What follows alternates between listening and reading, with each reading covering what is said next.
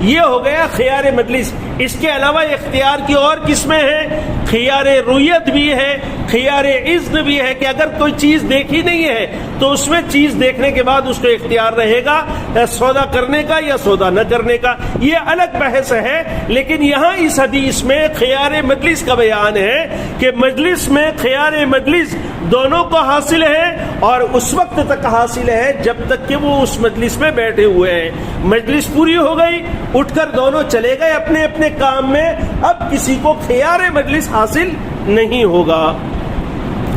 اس کی مختلف مثالیں علماء نے لکھی اور علماء فرماتے ہیں کہ یہ جو حدیث میں یہ اصول خیار مجلس کا جو بیان کیا گیا ہے، یہ یوں سمجھیے کہ اللہ تعالی شانہ کے احکامات میں اللہ کی طرف سے بندوں کے لیے ایک بہت بڑی نعمت ہے۔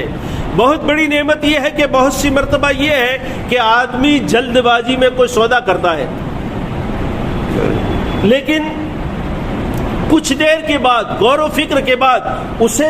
کوئی چیز اور ذہن میں آتی ہے کہ بھئی یہ مناسب ہے یا نہیں ہے۔ بیچنے والے کے ذہن میں بھی آ سکتی ہے، خریدنے والے کے ذہن میں بھی آ سکتی ہے۔ تو جب تک اسی مجلس میں بیٹھے ہیں اس وقت اگر کوئی ایسی بات ذہن میں آ گئی تو پھر خیار مجلس حاصل ہوگا اور اسے سودا کے فسخ کرنے کا، سودا کینسل کرنے کا اختیار دونوں میں سے ہر ایک کو ہوگا۔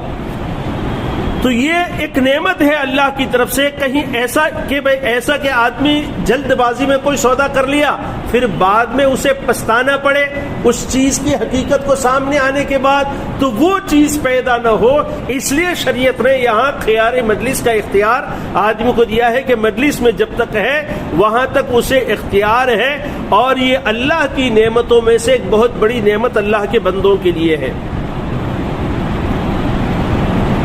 جیسے ابھی ہم نے کہا کہ چاہے مجلس کا وقت کتنا لمبا ہو جائے، فجر کے بعد سودا کیا اور ظہر تک بیٹھے رہے تب بھی یہ اختیار حاصل ہوگا، اور جیسے ہی مجلس پوری ہو گئی خیار مجلس ختم ہو جائے گا، اس کے بعد اختیار نہیں ہوگا۔